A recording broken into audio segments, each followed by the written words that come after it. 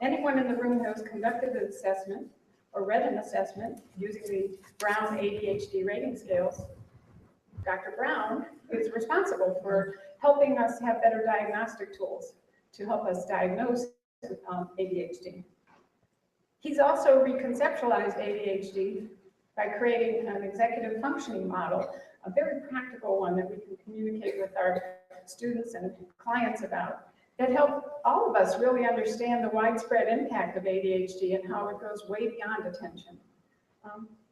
He's also done, as his area of research, he's focused on gifted individuals with ADHD, and the empirical data that he's collected helps people who have ADHD who are also gifted and their families really get why this happens, and those of us working with them. He's done more to help people understand the struggles. As you can read, he plays many important roles. In addition to being a professor, a researcher, an author, a speaker, and an advocate, he still chooses to work privately and intimately with individuals who have these issues. Our group read his book, Smart But Stuck, which is the foundation for today's lecture. And I personally am awestruck at how someone with all these different roles still has the ability to have such great compassion, respect, and hope for this population. So I am honored to bring him to you today, Dr. Thomas Brown. Thanks, Teresa. Thank you very much, Teresa. And thanks to all of you who have come here. And thanks especially to Mr. and Mrs. Burnett for having created, and their family, for having created this event. I hope you don't mind if I go less formally, because otherwise I'll be sweating up here. Today what I'd like to do is to share with you some of the things that we've been learning about this disorder, which we call attention deficit disorder.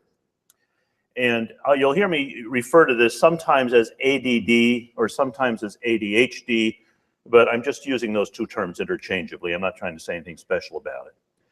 And what I'm hoping to do is to be able to get you some idea of how our understanding about this has changed. And these are my disclosures in terms of background. And let me give you an idea of what I'm planning to talk about, at least in this first half of the game, as it is. First of all, what is the essential problem in this disorder that we speak about as ADD or ADHD? What are the brain differences that underlie this disorder? And then I'd like to talk a little bit about the mystery of ADHD. There is a particular mystery, things that puzzle people about this disorder, which we'll talk about, and we'll talk about the role of emotions in that. More of that will be in the second part. We'll talk a little bit about the way that the brain has its own Google system that's based primarily on emotions. And we'll talk a little bit about the role of working memory. But there'll be some other stuff too. First, just a few basic facts about this disorder. As best we understand right now, that if you go around with the diagnostic criteria we've got and check it out in the United States, approximately 9% of elementary school age children will qualify for a diagnosis of ADHD, and about 4.5% of adults have it. That's a lot of people. It used to be, they told us that there were 6 boys for every 1 girl who had this problem, but that was a number they derived by counting kids dragged into child guidance clinics. And when they went out and did epidemiological studies, sort of counting people out in community, it turned out to be much closer to 3 to 1. And what you'll find if you survey the various clinics around the world that are seeing adults with ADHD is it looks like 1 to 1 for adults. Now, what does that tell us? It tells us that there are a lot of girls and women out there who have these difficulties, who do not get recognized for having them until they get old enough to bring themselves into the clinics and say, hey, I got a problem. Why? Because they're not making enough trouble for their parents and their teachers when they're younger. It cross-cuts all levels of IQ. I treat people who are professors at Yale and other universities, and doctors and lawyers and big shots in business. A lot of people are regular folks. Some people have trouble doing the basics. You can be anything from retarded to a genius and still have ADD. It has nothing to do with how smart you are. Cross-cuts all levels of socioeconomic strata. We'll talk about the genetic transmission in a minute, but let me say one thing about it, and that is you can have two parents who have 3 kids, and one of those kids may have ADD with the hyperactivity, whirling dervish type. One of them may be a kid who has ADHD, couch potato, sluggish tempo bit, and the other one may have no ADHD at all. It's highly heritable, but it is not necessarily heritable with reference to specific subtypes. Now take a look at this if you would. On the left, you see here a list of a bunch of studies, and this is just a partial list. There have been more done since then. In science, we use a number between 0 and 1 to say how much something's influenced by genes, where 0 means not much at all, and 1 means that's pretty much the story. And what you see here are results that I'm about to show you from a variety of studies that have looked at the genetics in studies of twins, where we get this index of heritability for twins. Now, just for comparison, height is about 0.9 on that scale. Schizophrenia is about 0.7. Asthma is about 0.4. Breast cancer is about 0.25 or 0.3. ADD is 0.76. And that's based on a lot of twin studies, which is telling us that this is something that runs in families. You know, now, a lot of people had not been diagnosed for it because in the old days they were never any good at recognizing this, and even today it gets missed a lot. But the fact is, this is a highly heritable issue. Now, how do we understand this disorder? There's a lot of controversial stuff out there in the media these days about it. It's not a new thing.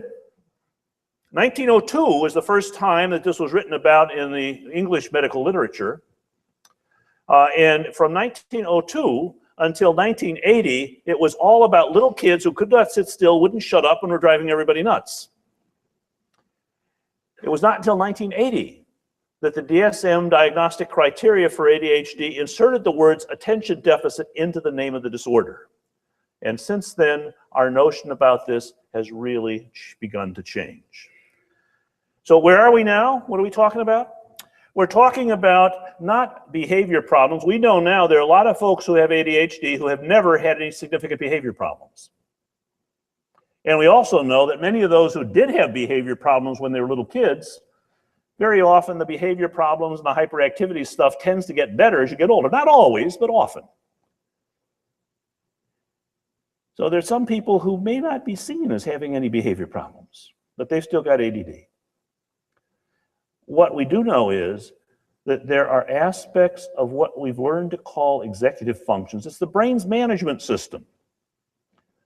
And it turns out that what we thought was just a behavior problem is just the backdoor way of coming in to understand that there's some folks where the unfolding of the development of the brain's management system does not occur in the same sequence and with the same timing that would be typical for most other people of the same age. And moreover, that often these things just don't function very consistently. Which is not to say they can't do anything, but it is to say that particularly as they're going through school, they're likely to have more difficulty. What are the hardest times for people with ADHD? We'll talk more about that later.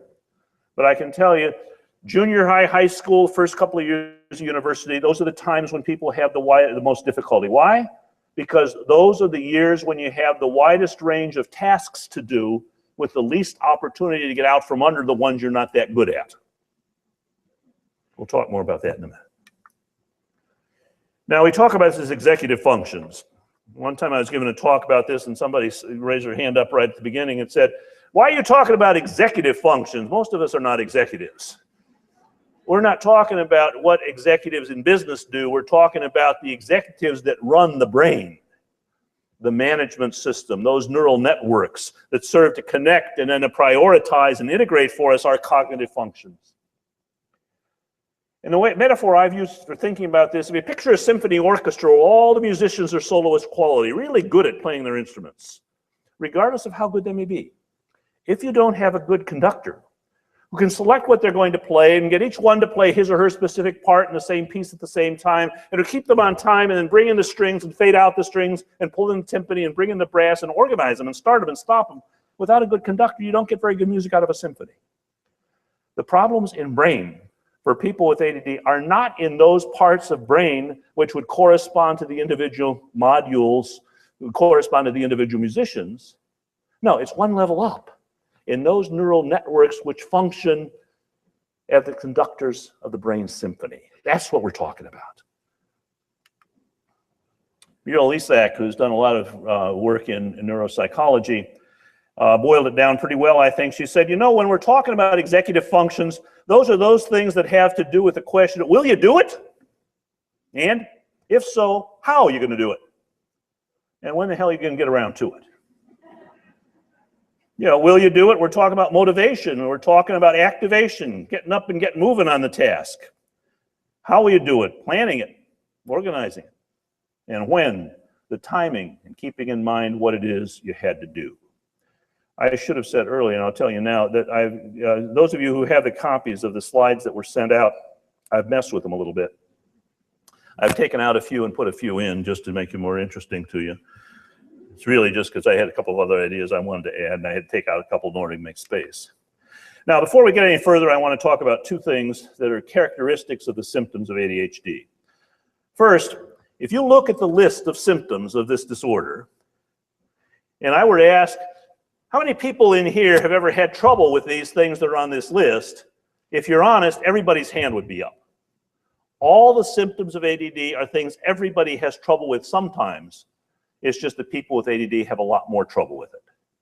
So in that sense, this is not an all or nothing deal like pregnancy, where you are pregnant or you are not pregnant, and there's nothing in between. It's more like depression, where everybody gets bummed out once in a while, but just because somebody's unhappy for a couple of days does not mean we're going to diagnose them as clinically depressed. It's only when those depressive symptoms are persistent and pervasive and making a lot of trouble for them, we say, yeah, that's a depression. We probably ought to do something about it. Far more problematic than that, though, is this second bullet. And this is what I'm going to be talking about in more detail a little bit later, but let me give you a preview of it right now. And I'm calling it the situational variability of the symptoms. And I'll give you a little story, just to give an example of it. I've seen thousands of children, teenagers, and adults with ADHD. Every single one of them, without exception, has had a few things they can do where they have absolutely no difficulty with the very functions that they have so much trouble with and everything else. Here's an example. 16-year-old boy was brought into my office by his parents. He was the goaltender for his school's ice hockey team. And it just happened the parents were bringing him in the day after the team had just won the state championship in ice hockey. So they're bragging a little bit up front about how well he had done in the tournament the day before. And apparently he was a very good goalie. They said when he's in the net playing hockey, he missed nothing. He knew where that puck was every second of a fast game, totally on top of it. Kind of goalie every team wants. Smart kid, tested way high up in the superior range, wanted to get good grades, was hoping to go to medical school, but he's always in trouble with his teachers. What they say to him is, you know, once in a while you'll say something that shows how smart you are. We'll be talking about something, you'll come in with some comment that's really very perceptive and it's impressive. But most of the time you're out to lunch, you're looking out the window, you're staring at the ceiling, you look like you're half asleep. Half the time you don't even know what page we're on. And the question they kept asking him was, if you can pay attention so well when you're playing hockey, how come you can't pay attention when you're sitting in class? Here's another example. A lot of times parents are bringing kids for me to see and they say, no, the teacher says this kid can't pay attention for more than 5 minutes. We know that's not true. We've watched her play video games. And she can sit and play those games for 3 hours at a time and not move. Teacher said she's easily distracted. That's nonsense. When she's playing those games, she is locked on those screens like a laser. And the only way you're going to get her attention is to jump in her face or turn off the TV. So again, it's like, you can do it here. Why can't you do it here? It's not always sports or video games. There's some people with ADD, they're not good at that stuff. They might be into art. They're sketching and drawing, really get into it for 3 hours at a time. Somebody else, when they're little, they're creating engineering marvels with Lego blocks. And then when they're older, they're taking car engines apart and putting them back together or designing computer networks. But everybody I've ever seen who has ADD has a few things they can do where they've got no trouble paying attention, even though on almost everything else, they've got a lot of trouble paying attention. And if you ask them about it, you say, what's with this? How come you do it here and you can't do it here, here, and here? And usually what they'll say is something like, it's easy. If it's something I'm interested in, I can pay attention. If not, I can't. What's up with that? That's what we're going to talk about a little bit later. But the problem with this, of course, is that ADHD looks like it's a problem with willpower. You can do it here. Why the hell can't you do it over there? But the fact is, it's not.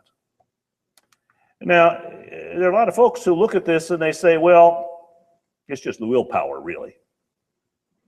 There's a new book, Walter Mischel, who's a very fine psychologist, just came out with a month or so ago. And he's the fellow who, you may remember, back in the 60s, did some experiments that have been in psychology books ever since, where they had marshmallows, and they put, the title of the book is The Marshmallow Test. And they put, on a plate, they'd put one marshmallow, and then over here they've got two marshmallows. And they'd have little preschool kids sitting there looking at them and saying, if you can wait, I'm going out of the room, but if you can wait and not eat any of those marshmallows while I'm out of the room, you can have both of those marshmallows over there. But if you pick up that marshmallow, if you touch the candy while I'm out, that's all you get. You don't get the one, you don't get the two. You don't get the two at all. And they experimented with that, and it's been the subject of many studies. But you know how somebody deals with that task of holding back to get the bigger reward a little later, rather than the immediate available reward now, has been found to predict SAT scores, body mass index, academic achievement, a whole bunch of other things. And so many people say, well, that's about willpower. You have to learn how to be able to put off immediate gratification in order to get the good stuff further down the road. Well, now, you know, Dr. Mischel, he's a very good scholar. But I think he's got his finger on a problem that he hasn't fully admitted, at least not in this book, which I must say is a well-written book. He says a quote on one page. He said, you know, if people can change how they mentally picture or represent a stimulus, if they can sort of change how they think about that marshmallow sitting out there, whatever it might be, there could be a lot of other things we could say, they can exert self-control. But then the next breath, same page, says trying to change how we think about stimuli and experiences that have become deeply ingrained can be as futile as trying to be your own brain surgeon. And I think that there's some truth to this in both sides. For centuries, everybody assumed that willpower is an unchangeable inborn trait. You either had it or you didn't. Recently, we've got some psychologists, Dr. Mischel and a number of others, who've used research data to argue that willpower can be taught and developed. And there are a lot of books that have come out talking about how we're going to teach people executive functions. That they can be taught and developed. And what I'd like to suggest to you today is that there's some truth in both of those views, but neither one of them is 100% right. And what you have to recognize, and what I'm trying to show you today, is that for some folks, this willpower idea is much more difficult than it is for others. It's not like just any old buddy can make it happen just because they want to. And that's what we're talking about with ADD. Now, over the last 25 years, I've spent quite a bit of time trying to learn about ADD by talking with patients. I'm basically a clinician. I talk with little kids and teenagers and adults. And out of my talking with people who have this disorder, there has come this model, which I have developed, and I've written about some. And I'd just like to say three things about it, and I'm going to give you a few practical examples of what it looks like to me. First, you notice down here at the bottom, there are these single words: activation, that's getting started and stuff; focus, being able to shift focus; effort, emotion, memory, and action. And what I'd like to say is, it's not like those are labels of something that's all one thing. It's not like height or weight or blood pressure, where it's all one thing, you have more or less of it. No. You can think about this as sort of laundry baskets of related cognitive functions. Second thing, there are very few things we do that we have to manage ourselves for that involve just one of these. Most of them, we're going to need several of these things, if not all of them. Third, and a little bit more controversial still in our field, is that for the most part, these happen unconsciously. Not unconscious in the psychoanalytic sense of repression, but more unconscious in the automaticity sense. Think about what happens when a basketball player goes driving into the backboard, getting ready to do a layup shot. He's not saying, now I move my left foot forward, now I move my right foot forward, now I drop my shoulder, now I turn my head a little bit, now I'm going to bring this arm up. It happens as a smoothly integrated set of motions. And then taking into account who's got to move around and what the best place is to get in and get a decent shot. Those things happen so fast. Same thing we do when we're having conversations, when we're driving a car, doing a bunch of other things. It's not as though these are all consciously and deliberately chosen. But let's talk a little more specifically about examples. Talk with people with ADD, and one of the things you'll hear about, regardless of whether you're talking about a little kid or an adult, is that often they've got trouble keeping things organized. Their book bags, their desk, their living space may be a bigger mess than most other people. And they tend to have a lot of difficulty sometimes in being able to get their stuff together. But the thing that's interesting about it is that, whether they're having trouble in being able to organize themselves or being able to prioritize, they'll say, if I've got a bunch of stuff to do, it all seems equally important. It's very difficult for them to say, okay, that should be first, that should be second, that should be third. But even when they get the priorities straight, they have a lot of trouble getting going. Clearest example of that I ever seen is an attorney I saw one time. The fellow came in, he said, all my life I've had trouble getting started with my work when I have to work by myself. I don't have any trouble when I'm talking with clients or working with other lawyers or working with the secretaries, but when I go to my office and shut the door and I have paperwork to do, I don't get anything done. He said, it's so frustrating. A couple times a week, I'll set aside several hours to do paperwork that I want to get done. I need to get it done because I'm not going to be able to get paid until I get it done. I'm in my office, nobody's bothering me, the door is shut, secretary can hold the calls, I've got all the stuff right in front of me, I don't touch it. End up turning on the computer and check my emails. And I'll send out a couple of notes to people. And check all the news sites and see what's going on in the world. Then mysteriously, this video game appears on my screen. I'll be doing that for the next 2 or 3 hours. And I go home at the end of the day, my work's not done, I have a bite to eat, watch a little TV, and then about 10 o'clock at night it dawns on me, oh my God, I've got this report, I've got to get into the office at 8 o'clock tomorrow morning. If I don't get that thing done, I'm going to be in very serious trouble at work tomorrow. He said, at that point, I've got no problem. I can get on my home computer and work very efficiently, 10 o'clock at night till 3 in the morning and produce an excellent report. That's a hell of a way to live. Everybody gets jammed on deadlines once in a while. People with ADD, it's almost like they can't get interested in it until it's becoming an emergency. We talk about focus with ADHD. Often with people with ADHD, when they're trying to listen to something or think about something or read something, they'll pay attention, but it sort of tends to come and go. You know what happens if you're listening to your car radio and you drive too far away from the station you're listening to, how it starts going in and out on you? That's the way people with ADD tend to pay attention most of the time, even when they're trying. But the other thing is they see and hear things going on around them. They got thoughts going through their head. But most people, if they got something they've got to do, they can push that stuff out of the way and focus on what they've got to do. People with ADD, it's real hard for them to do that. For them, it's more like you're watching TV. You got 5 different stations come on in one channel all at once at the same time. It gets kind of hard to separate the signal from the noise. There's another thing you can think about. Have you ever worked all day and been busy doing whatever you do all day, and then you may come home and maybe you have to fix supper and maybe take care of some kids and do a little laundry or two, watch a little TV. You're dead tired and you're just about ready to go to bed, and suddenly you remember, damn, I've got that paper I've got to read before I go to bed because I've got to do something with it tomorrow morning. I'm not talking about the newspapers, some reports you got to read for work or something like that. And you pick it up and you sit there and you read through it and you understand every word of it while you read it. And you stop for a second. You realize your eyes are going over every word. You understood it perfectly well as you were reading it. And you stop and you realize your eyes have gone over every word. You understood it as you read it. And now you have not got the foggiest idea of what you just read. You ever had that experience if you read when you're dead tired? That's how many people with ADD read all the time. And that's why it often takes them a little longer. They've got to go back and do it again and again. Looks like I jumped 2 here, didn't I? Another problem has to do with regulating alertness and keeping up the effort to finish stuff in a reasonable time. Many have trouble with sleep. It's not in the diagnostic criteria, but those of us who do research on it find people with ADD often complain they have trouble regulating sleep. They'll say, I often stay up a lot later than I really want to or should, because I found if I try to go to bed before I'm really, really exhausted, I can't shut my head off. I just keep thinking of stuff. So I'll stay up late reading and watching TV or surfing the net until I'm exhausted, and I fall asleep just fine. The problem then is I sleep like a dead person. I have a hard time resurrecting myself in the morning. And if I'll turn that snooze alarm off again and again and again, and if there's not somebody there to drag me out of bed, I'm very likely just to sleep past where I'm supposed to be there. And during the day, they're usually okay if they're on their feet moving around, if they're talking a lot. But if they have to sit still for very long to listen or to read or do paperwork, then the eyelids start getting kind of heavy. Regulating alertness is a part of this disorder.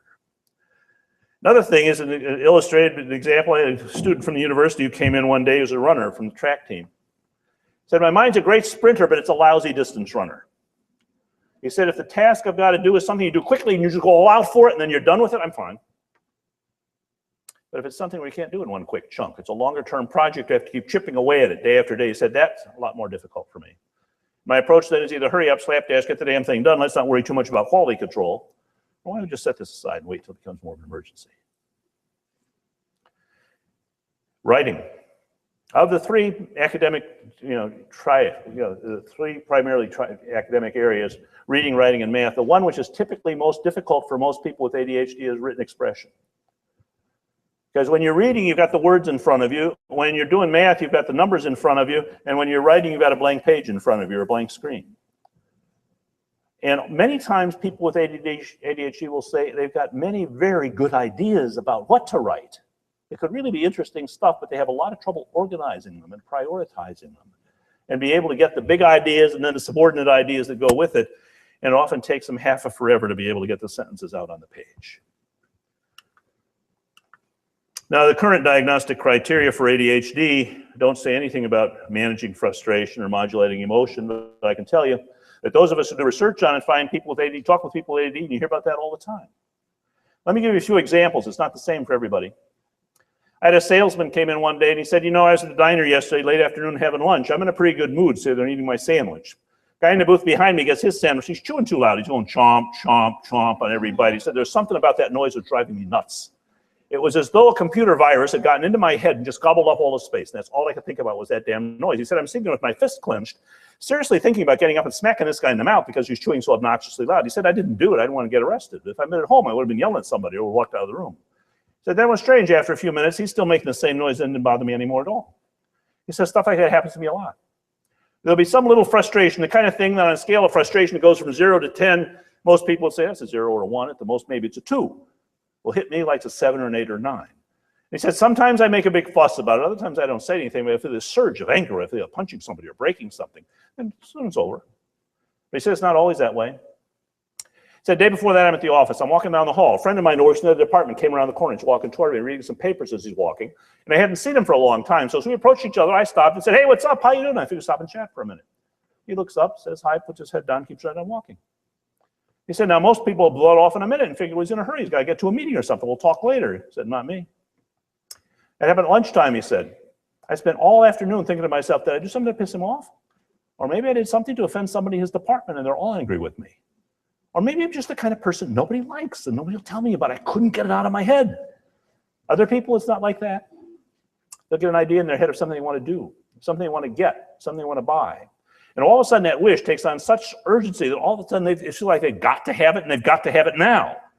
It almost doesn't matter how expensive it is or how inconvenient it's going to be for them or for somebody else, or whether they're using time and money today for this that they know they need for something else tomorrow that's more important.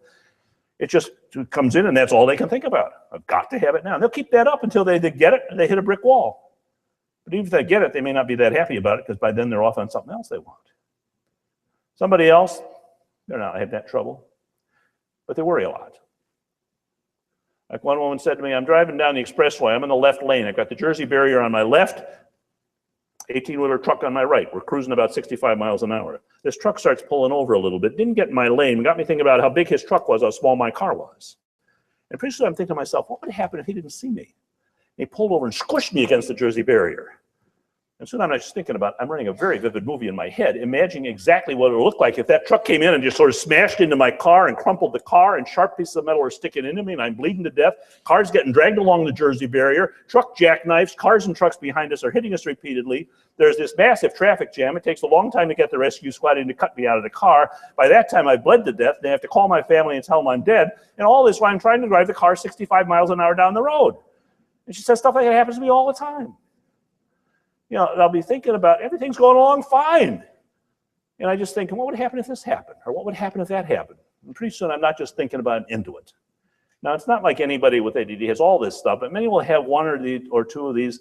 But what they have in common, you see, is that computer virus in the head thing, that the emotion, whether it's the hurt feelings or the pissed off over trivia, or I've got to have it now, or what would happen if comes in and gobbles up all the space in their head. And it's very hard for them to put it in perspective, put it to the back of their mind, and get on with what they've got to do. And this isn't all I've got to talk about motion. That's this afternoon. Memory. Ask people who have ADD, how's your memory?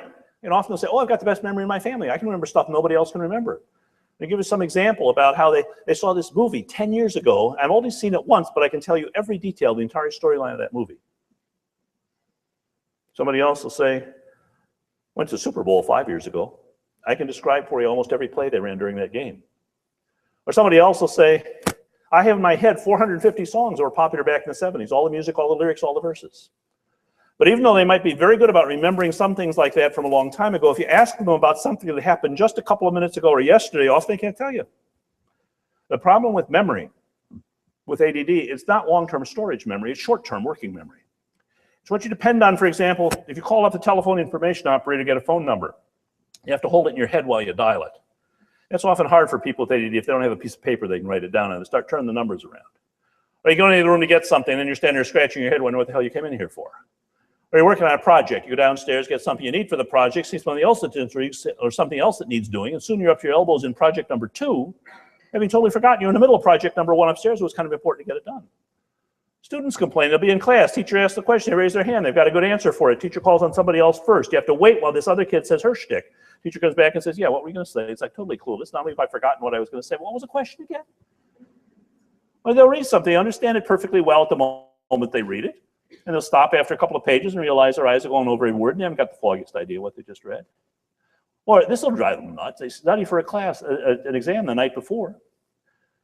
Somebody can quiz them. They got the answers. They go into class the next day thinking they're going to get a good grade on this. And all of a sudden, a big chunk of what they knew the night before is evaporated. Can't pull it out of their head when they need it. Then a few hours later, after the exam is over, it's back again. It's not that they didn't have it, it's they couldn't retrieve it. You see, working memory is the search engine for the brain. And that's part of what people with ADD often have trouble with. A lot of people with ADD aren't particularly hyper or impulsive. Sometimes they're a little quick to act without thinking. But they often have trouble slowing themselves down or speeding themselves up when they need to. And they may have a little trouble following the conversation. Check out, not only think about what they're saying, but also how are other people reacting to it. These are the 6 clusters that characterize what I often see in patients with ADHD as they describe for me what their experience is. And we often talk about this as a problem with focus. But keep in mind, we're not talking about focus as in hold the camera still while I take a picture. No. This is more like focus on your driving. Think about what you do when you focus on the driving. You're not simply gluing your eyes to the bumper of the car in front of you. You're watching what they're doing, but you're also checking the side view mirror and your rear view mirror to see what's coming up from behind you. And you might be noticing there's a truck backing out of the driveway and a couple of pedestrians running across the street trying to catch the bus, and you're trying to move over to the middle lane because you got to make a left turn down there pretty soon to get down. Meanwhile, you might be thinking about what you're going to be doing when you get to the grocery store and what it is you need to buy. It's like all this stuff is coming in at one time. What are we doing? We're using working memory to keep track of all these various things at the same time, forgetting some of them because we don't need that information, and remembering some of the others, and keeping in mind what we have to do and putting the pieces together in order to be able to safely drive the car. Now, these abilities that I'm talking about as executive functions are not fully present in early childhood, regardless of how smart the kid might be. They develop gradually. You can see the primordial versions of them in early years, but they're not fully developed. And we know that. The way you design a curriculum in school, the way we raise our kids, you don't expect the same thing out of a 7-year-old that you expect out of a 12-year-old. You expect very different things. As they get older, they're going to be able to do more of these things. But these functions are not fully mature. The infrastructure of the brain on which executive functions depend is not fully mature until about 18, 20, 22 years old. Now, currently, the diagnostic criteria, they thought they were doing really well in DSM-5 when they moved it up from 7. They used to say at least some of these symptoms have to have been present before age 7. That's still back at the old misbehavior business that we had before. They still haven't caught up. One of my colleagues once said, as we were talking with them about the design of DSM-5, he said, guys, you got to understand the DSM, this diagnostic manual, does not lead the field, it follows it. If you're going to get a bunch of academics to agree on anything, you've got to figure it's pretty old news.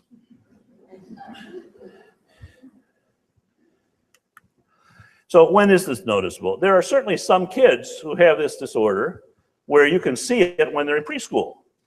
I've seen some mothers who said to me, I've had 4 kids and this one was different when he came out right from the get-go and even inside the womb. And usually the kids who show up in my office at ages 3, 4, and 5 are kids where it's a safety threat. If they're too impulsive, they're likely to run out in the street, they're likely to go after their younger siblings, they often can't get to sleep at night, and there are a lot of difficulties. But there are many kids where you don't notice it until they get into elementary school, where they've got to do a little more reading or work on their own. But there are many where you don't notice it until middle elementary school, middle elementary or junior high, where they make that move, that critical move from having one teacher most of the day to help them stay organized and be able to take care of both the social and the academic stuff. And now they've got to deal with 3 or 4 or 5 teachers. And it gets to be a little bit more of a problem when they get into high school, where, gone is the day when the parents can be, aware of all the stuff that's going on, and they're not going to tell you half of what's going on anyhow, kids. But there are some parents who are so effective at building scaffolding around their kids who have these difficulties that you don't even notice it while they're still living at home. But wait till they move away to go to university or to go out and get a job. And you may find that somebody who was functioning very well while they had that high structure around them suddenly is crashing and burning because they have not yet developed some of these abilities for themselves that they're desperately needed to be able to manage day-to-day life. Now, what do we know about the brain? There was a time when they were just blaming, just bad parenting. That's nonsense. Not only do we have the genetic data around, but we've also now got new imaging tools which allow us to be able to see what's going on in the brain while the person's actually alive. It used to be we had to wait for an autopsy, which wasn't going to tell us anything, really. I've just listed 4 things here that we've got pretty good information on. I'm not going to bore you by going through all of them, but I am going to tell you about one study that I think is pretty interesting. But anyhow, there's a delay in the unfolding of those parts of the brain development that support executive function. And there's a lot of what we call white matter wiring in the middle of the brain, deep brain, that connects different regions of the brain where things are different for people with ADHD than they are for those who don't have it. And there's some oscillations that coordinate connections and communications from one region of the brain to another. There's some differences there between people who have ADHD and those who don't. And we've known for a long time that there's some differences in the chemicals that serve to help transition messages across the synapse. But first, let me Shaw and colleagues did at the National Institute of Mental Health. They rounded up 223 kids carefully diagnosed with ADHD, and then a matched group of typically developing kids who didn't have it. And what they did was they took MRI scans of their brains every year and a half as they were growing up. And what they wanted to know was, is the brain maturation process the same for those people who have ADHD as it is for those people who don't? And the parts that they're looking at, the kind of maturation they're talking about is simply this, that we know that there is a process of very rapid proliferation of cortical cells, particularly the front end of the brain on the top. Massive proliferation that goes on. It sort of peaks around puberty for most people. But then that's followed by years of pruning to get more efficient circuits, the same way you have to prune a fruit tree to get decent fruit. And what they wanted to know was that process of the cortical proliferation of cells followed by the pruning years. Did that go the same way with people who didn't have ADHD as it did for those who did? And they had the technology to be able to look literally at 40,000 different points in the brain to answer the question. So what did they find out? Mostly it's the same for the 2 groups. However, there are about 5 little regions of the brain where there's a delay on average for those people who had ADHD of about 3 years. And for some, it would move to about 5 years. What does that tell us? The good news is that there are a lot of people who are just dragging a little bit in terms of the development of some of the infrastructure for the executive functions, and it gets better. This is why you'll sometimes see somebody who's flunked out of their first year of university who may then come back a few years later and be an honor student. They just get it together, we could say. But what's happening is their brain is more fully matured at that time. It's a developmental delay. However, it's not always that way. For some cases, it goes on beyond 5 years, and for some people, it continues to cause a lot of trouble. But we can see these differences now with the tools we've got, and we know there are differences in brain maturation. We know that there's some differences in the wiring. We used to think it was all just synaptic connections, like I'm about to talk about, but we've got new tools now for being able to look at the white matter that connects one region with the other. And that some of that equipment has allowed us to see that there are some problems with the white matter connection too. But the main thing that we're pretty clear about at this point is that ADHD involves some problems in the chemicals that regulate the connections from one neuron to another. And often people will say, oh yeah, I understand what ADHD is, an imbalance of chemicals in the brain, which sounds a little bit like there's too much or too little salt in the soup of the cerebral spinal fluid, the fluid that surrounds the brain. That's not what it's about. This really has to do with the connection in the release and reloading of chemicals that are released at little tiny infinitesimal connections in the brain. And it's a big problem except for messages of something that's really interesting to them or where there's something they expect big unpleasantness at this particular point. That's part of what I'm going to talk more about later, but let me just explain how this goes. You know, ADHD is fundamentally a chemical problem. And we know that the most effective treatment we've got for most people, although it certainly doesn't work for everybody, is to change that chemistry with motivation. Unless you can get that changed, some of the other interventions may not work well. But let me just explain it to you as I explain it when I'm talking with many of my patients. In my office, I've got a plastic model of the brain, so we know there'll at least be one brain in the office all the time. And I'll hold that up and say, this is the size of the average person's brain, and in there you've got 100 billion neurons. Now, it's kind of hard for most people to imagine a number as big as 100 billion, but here's a way you can do it. Think pixels. I point to my computer screen, 17-inch screen. On that screen, you've got 200,000 pixels. Now, it's hard for most people to imagine 200,000, but here's a way you can do that. Think about if you went to Manhattan at the World Trade Center before the terrorist attack, when the towers were still standing. They were 110 stories tall. Take one of those buildings, take 17-inch monitor screens and set them side by side, bottom to top, all the way up one side, all the way around, so this entire building is totally covered with 17-inch TV sets. Turn them all on, add up all the pixels on all those screens, that entire huge building. You then have enough pixels to correspond to how many neurons one person has in their brain. We're talking big numbers here. And the thing is that each one is interacting with over 1,000 others around it. But the fact is, they are not wired together. That whole system works on low voltage electrical impulses, and it is not wired together for anybody. That is not just people with ADD, it is all of us. If they were wired together, you'd have a problem.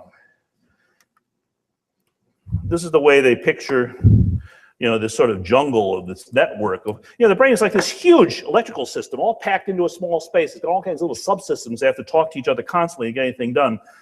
But let's look at what happens here. The place where the action really occurs for messages inside the brain is not in that big mass, but it's within that mass. Here's one little neuron of the 100 billion we're talking about. And the action is here. You can see these two things that look like mushroom heads butted up against each other and the space thinner than a piece of tissue paper in between. That's the point of action for carrying messages back and forth. Here's how it works. The brain makes 50 different chemicals that are made inside the brain. Every neuron system uses one of them. And the fact is they're stored, I'll just flip this and go to the next one. They're stored in little bubbles called vesicles right here near the edge. And then when there's a message coming through, it causes the release of microdots of these chemicals. Every neuron is going to be working on one of these neurotransmitter chemicals. And these little green jobbies that are sitting up here are supposed to represent receptors. They're a lot more than you can see in this diagram. It's just a cartoon. But it gets released. Little microdots of that chemical come and land on these receptors. And if you get enough of the receptors hit by this, then that message is going to go on and eventually get to where it needs to go. Now, if you don't, then it's going to fizzle right there.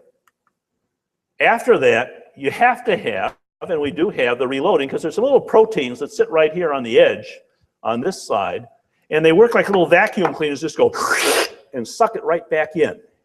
That's important, because otherwise it would be perpetually locked open and you never be able to get anything else done. And then it's reloaded. And this is fast. In 1 millisecond, 1,000th of a second, you get 12 messages across that gap. That's fast. That's faster than any computer you've got. Now, this is just another cartoon that give you a little clearer picture of it. What we're looking at here is an up-close and personal view of the one side where it's sending it. This little star job is supposed to represent the little microdots of the neurotransmitter chemical. Sits on these receptors, and then if there are enough receptors hit, the message goes on, and then these things look like little red torpedoes are the vacuum cleaners that I'm talking about. These are technically transporters, which suck it back up. And the medications that we most often use for ADHD, because we've had them the longest, they work the best, methylphenidate and the amphetamines, both do one thing: they slow that reuptake process by fractions of a second, but that's enough to make a difference for many things. Amphetamines also do something different that methylphenidate doesn't, and that is it releases a little bit more of the dopamine from the other side. Which is the difference between those two types of medication. For many people, it doesn't matter which one you give them, you're going to get about the same results, but there are a few people where one works, the other one doesn't, or where one is going to be causing trouble and the other one doesn't. And this wide range of cognitive impairments that I showed you in that model of the 6 clusters tends to respond to medication treatment in about 80% of people who have ADHD. However, it cures nothing. This is not like having a strep throat infection where you take an antibiotic and it knocks out the infection. It's more like my eyeglasses. I have a problem with my eyes. I can't read typewriter-sized print without my glasses. If I put my glasses on, I can read it about as well as anybody can. Take them off, I'm right back where I started. The glasses do not fix my eyes. They just help me see when I've got them on. And in the same way, the medications we use for treatment of ADHD does not cure the ADHD. All it does is to help to improve the symptoms during the time it's active.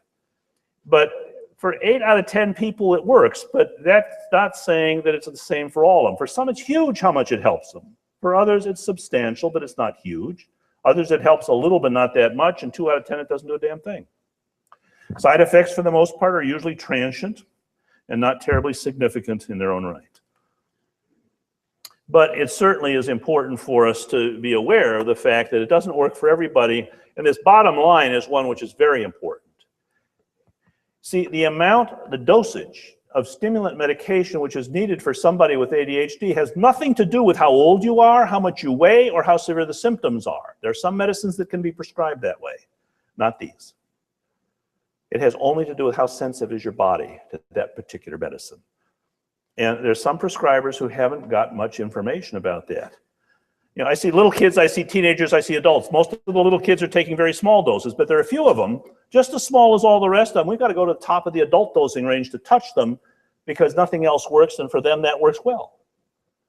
Among the adults I see, most are taking fairly hefty doses, but there are some of them taller and fatter than I am who are taking no more than you give a typical 6-year-old kid. The fine-tuning of these medicines is critical. The doses that they say are supposed to last all day don't. If you're lucky, they last a school day from 9 to 3. Many people taking long-acting medicines need a longer dose or a booster dose at the end of the day. Let me just say one more thing about the medication. This is not all going to be about medication, but I just want you to know a little bit about what we've been learning about this stuff. Before I start any patient on stimulant medication, I do this simple drawing. And I'll say, look, this kicks in at about this time, whatever time a person's taking it. Some of it does its thing within about a half an hour. Sometimes it's an hour and a half, depends on which one we're talking about. But I'll say to them, if during this time when it's supposed to be working, and we don't know exactly how long it's going to be because that varies from one person to another as well, if the person is feeling wired, like they've had way too many cups of coffee, and then that gets better when the medicine wears off, the dose is too high.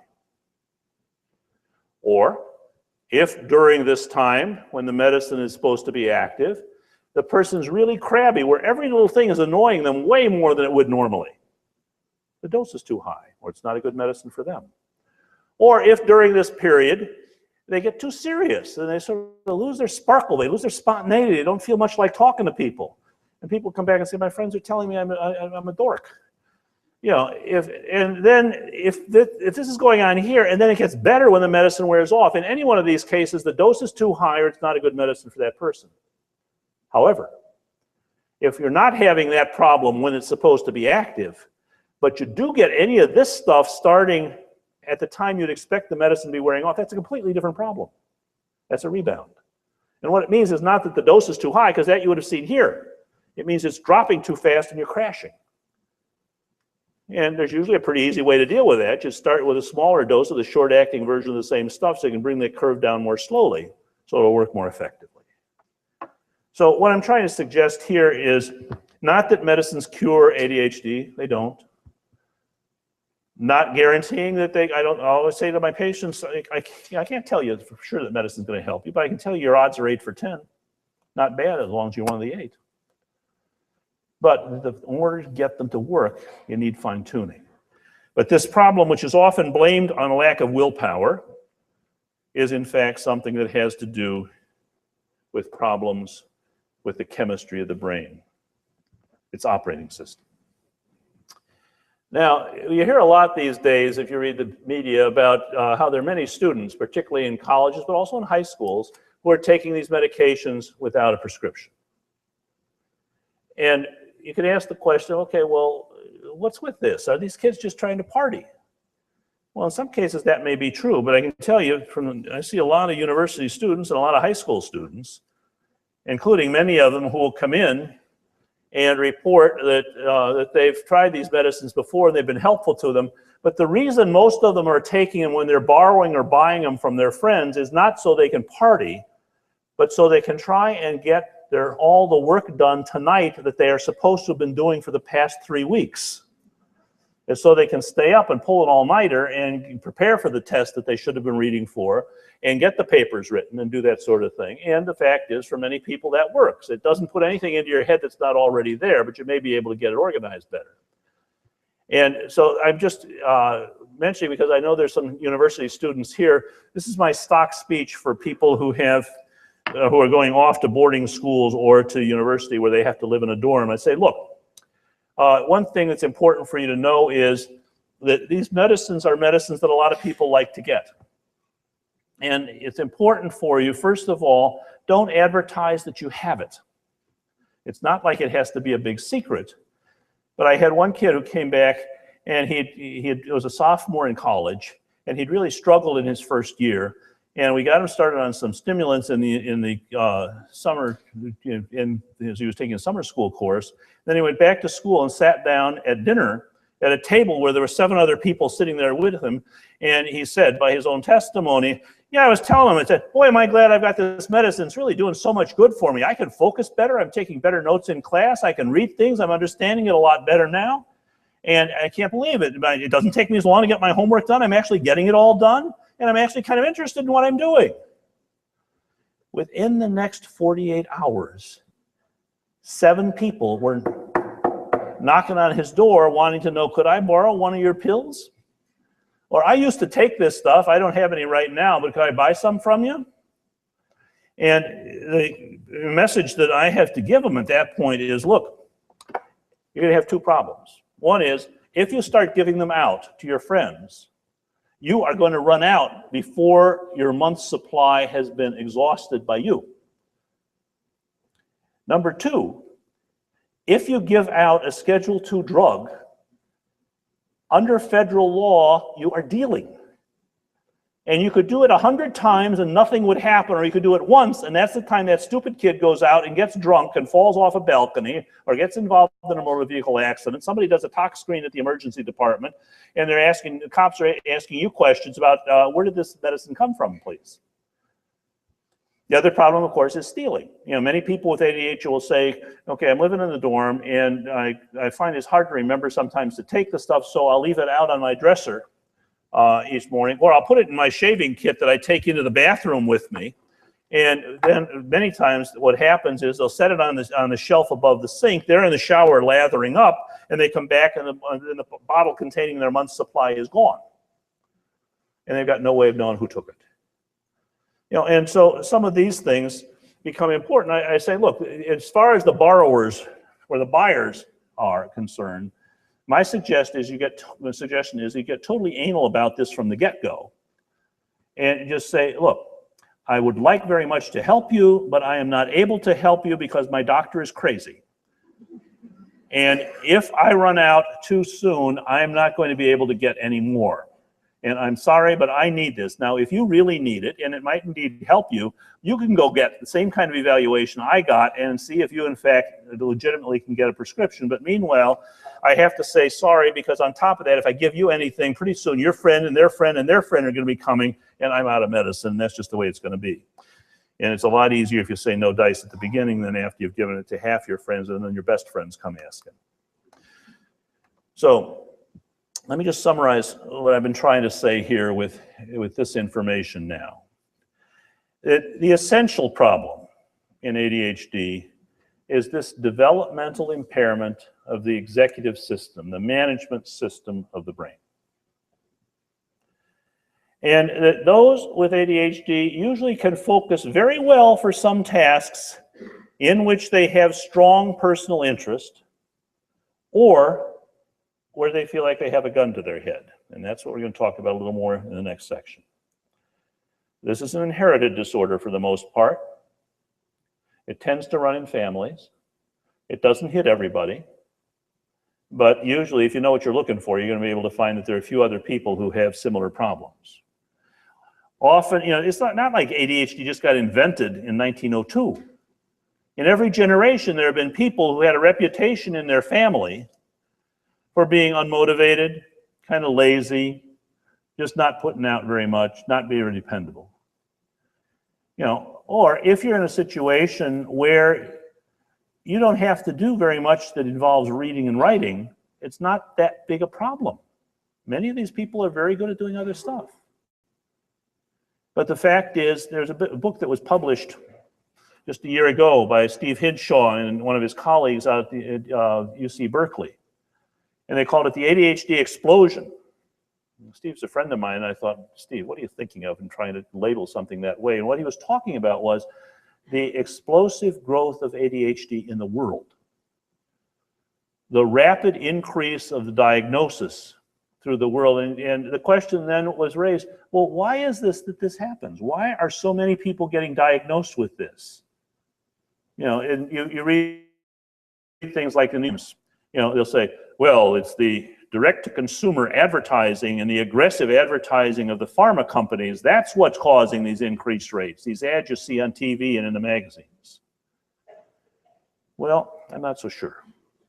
And what Steve said, they had a very subtle argument. But what they said, is you increase the demand for literacy, and you increase the demand for people being able to do some cognitive tasks that they didn't necessarily have to do for a lot of the jobs that existed.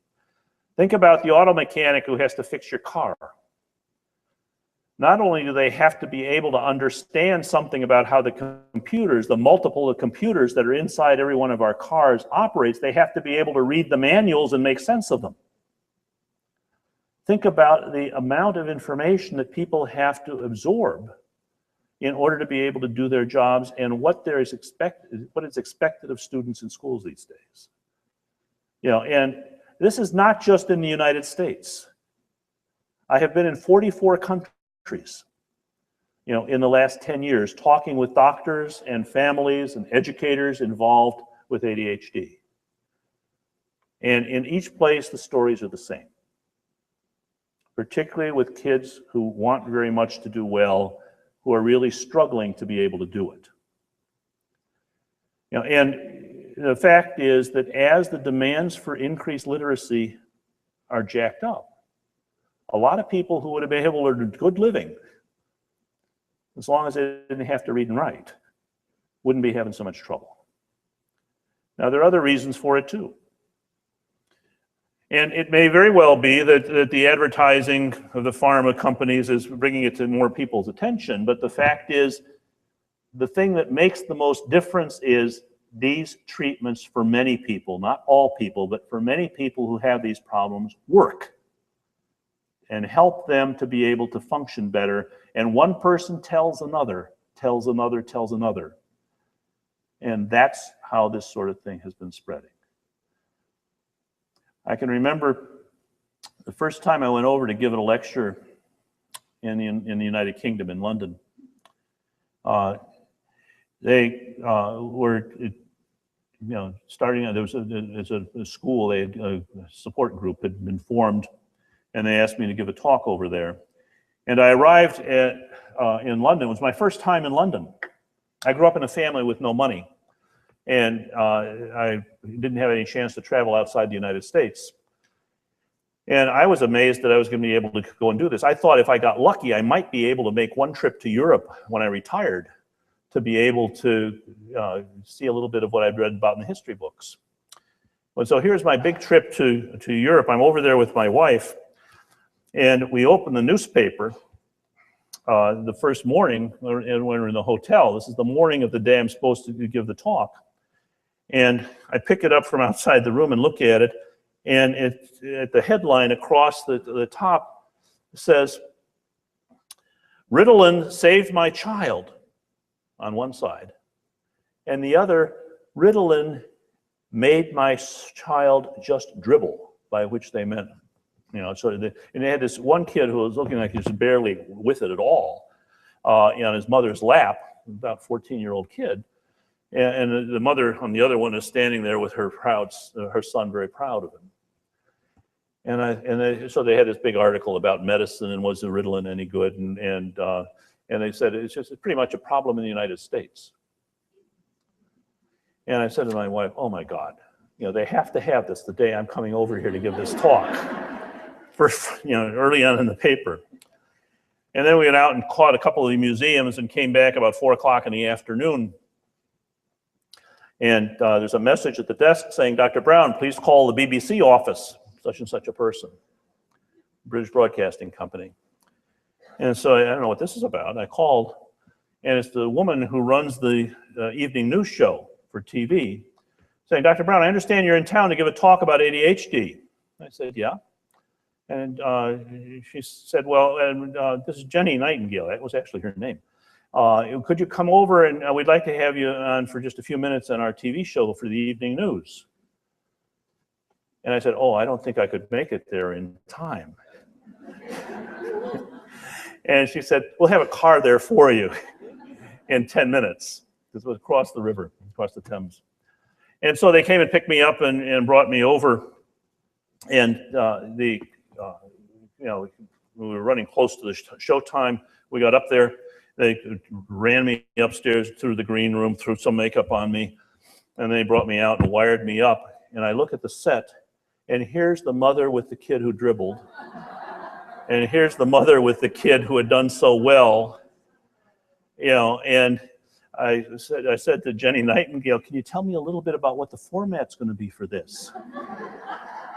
And at that point, the showrunner says, 10, 9, 8, 7, positions, please. I didn't get a chance to talk about it. But one of the big questions at that point was, isn't this essentially a US phenomenon? The rates are much higher at that time in the US than they are in the UK. Well, it turns out that they were using one diagnostic manual, the ICD-9, and we were using another one, the DSM-3R at that point. And one of the questions that came up in that performance that evening, or when I was giving the talk, was people saying, "Well, isn't this something that is pretty much a problem in the US?" And then we've heard it's in Australia, but that's where we sent all the prisoners that we had to get rid of afterwards. The difference between is now evaporated. When you look at the same diagnostic criteria, you see the same rates of this disorder, essentially, give or take a percentage point or two from one part of the world to the other. And the rates are actually climbing, and the rates of increased use of medication for treatment of ADHD and a diagnosis of ADHD is climbing throughout the world. It's not because the advertising is being done, it's because there are a lot of people who are suffering with these difficulties who are now finally being able to get recognized and have something that they can do that helps them with it. You know, imagine if eyeglasses had just been invented. And now we had a way of helping people who could not see adequately to be able to improve their vision. And a lot of it depends on where you are and what you're doing. Let me just tell you one more thing, and we're going to take a break in a few minutes. I had a fellow that came in. This illustrates a couple of different things. He was the executive CEO of a Fortune 500 company. And he called me up and said, my son graduated from, he named a prep school, which is a very snooty prep school, which has a very strong reputation. And he said he was a varsity athlete there, and he did very well academically. And now he's gone off, and he mentioned the university he'd gone off to, and he said he just failed out of his first year. And I've heard you work with kids who do ADHD. Would you be willing to see him? I said, sure.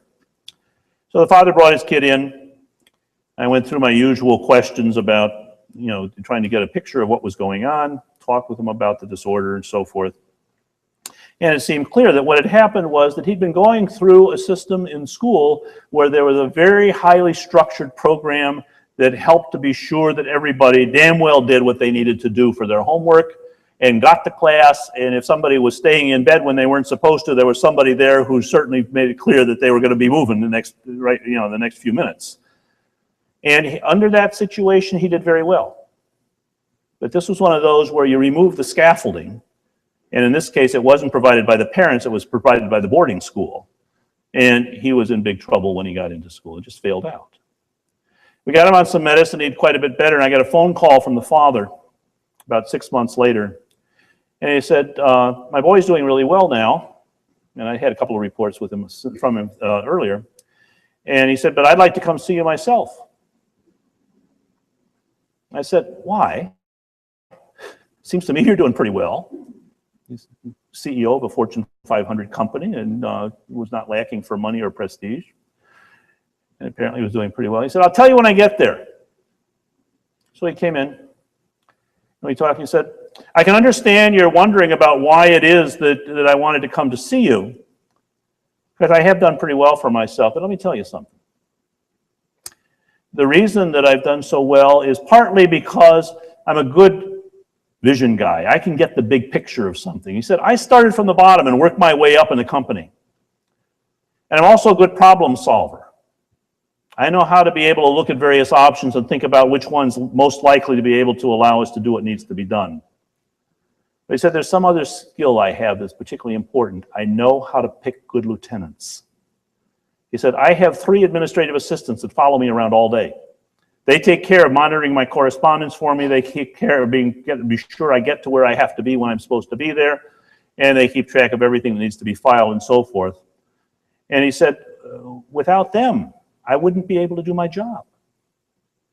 I'm going to tell you something, he said, that not very many people know. He said, my son failed out of university after his first year. I failed out after my 3rd year. I never finished college. And he said, I've made all the money I need to make. And my plan is I'm going to take early retirement in another year. And my goal after I take that retirement is to go back to school and finish the college degree I never was able to finish before. But he said, there's no way in hell I'm going to be able to do that without my administrative assistants being with me. And there's no way in hell the university is going to allow my administrative assistants to participate in my completing my bachelor's degree. And he said, when we did that evaluation, you were asking all those questions about do you have this, do you have that, about the ADD stuff. My scores on it would be at least as high as my boys were. And I think that, you know, I really do want to do this, and I think that if you'd be willing to put me through the evaluation that you did for my son, and you know, see, as I think you will, that I've got the same problem he has, that I think there's a pretty good chance that the medicine that you, and he stopped himself mid-sentence. He said, no, let me tell you the truth. I don't think that the medicine might help me. I've tried my kid's medicine, and it works very well. You know, and I would offer this as an example of how sometimes people with a lot of talent can be in a place where they are able to do quite well as long as the structure around them can support them. But then if they have to move out of that context, out of that home or out of that office where they've got the administrative assistants, then things may suddenly get more difficult. These things depend on the situation and the context in which things are occurring. And the fact is, he did get the medicine, he did finish his degree. You know, and it stands as an example of how somebody with a lot of talent can get by with adequate support sometimes, if they're given a decent chance. I had one more example of this just a couple of weeks ago. I was invited to go over and give a lecture in Athens, Greece. And I was excited about it. I'd never been there before. And it was, I was lecturing for a group of about 100 doctors from around Greece who'd come in to learn about ADHD, and had a workshop with them for several hours. But before that, they had a big session, something like what we're having here, for people who were coming in because they were parents and educators of kids with ADHD. And they had invited the mayor of the city of Athens to come in and give a welcome to the talk. A welcome talk to the conference. It was ADHD Awareness Week, or month in Greece, in all of Europe, in fact. And so I was sitting there waiting to get up and do my thing, and I figured, oh, well, this is going to be kind of boring. Although I'd heard from somebody who knows the situation, as I'm sure many of you are aware, the economy of Greece is in the tank right now. And they had a lot of problems with corruption in government, but some people had told me that the mayor of Athens was a real standout as somebody who was a very good official, untainted by corruption, and who really was doing a very good job. And so I was sort of interested to see, you know, how he'd come across, but I figured it was going to be sort of a boring political talk. And he did the opening, you know, welcome to Athens, we're glad you're here, kind of thing. And then he stopped for a second and he said, I'm going to tell you something I've never told anybody before. And people sat up a little bit. And he said, I have ADHD. This is an ADHD conference, and I'm here to welcome you, but I have ADHD myself. And I almost did not graduate from a very high-class prep school I went to because I couldn't get the work done the way it was supposed to be done. And I had to beg the headmaster to allow me another chance to finish so that I wouldn't get kicked out of the school. I know the adversity that you folks have gone through. I know why you're so concerned about your parents, because I've lived through it. And I commend you for finally bringing word about this to Greece, and for the support that you're providing, for the services you're providing for these people. I was watching his two lieutenants who were traveling with him. They're looking at him one after another. Well, you had not planned on this being brought up today. In fact, they hadn't known it themselves. And you could sort of see their eyes going around, well, how are we going to spin this one for the press? But I had lunch with the mayor, and I said to him, you did a very courageous and kind thing today. By standing up and claiming for yourself the ADHD experience, and allowing other people to know something which had been a private thing for you, it can give hope to other people who have smarts and who have a desire to work, and can realize that maybe there is a chance for them too. For somebody to have achieved the success that you have under the adverse circumstances that you have, that's pretty impressive stuff. And I think you've done something very courageous and very kind. And I think that that kind of willingness to recognize that ADHD is not simply a problem for people who don't care. And it's not a matter of their being lazy. Although God knows there's some of them sometimes who are lazy, just as all the rest of us are sometimes lazy. But that this is something which some people are born with. They may not recognize it until high school or maybe university, or maybe even when they get out of school. But the fact is, it can make life very difficult for them. And we do have some ways of being able to provide some help for these people. It looks for all the world like it's a problem with willpower, but it's not. And the good news is that appropriate education, information about the nature of this disorder, and about the treatments available is available now. And in fact, I've been quite impressed by what I've learned today about the resources that are available here at this university.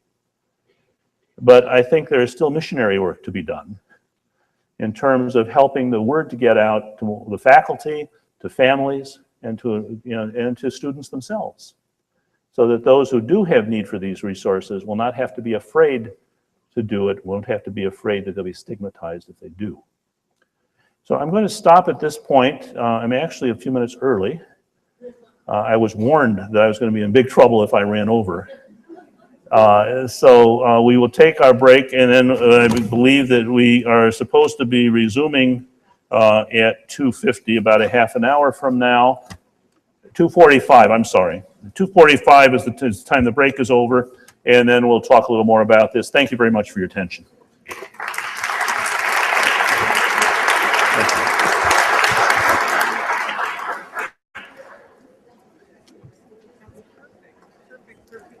Well, thank you.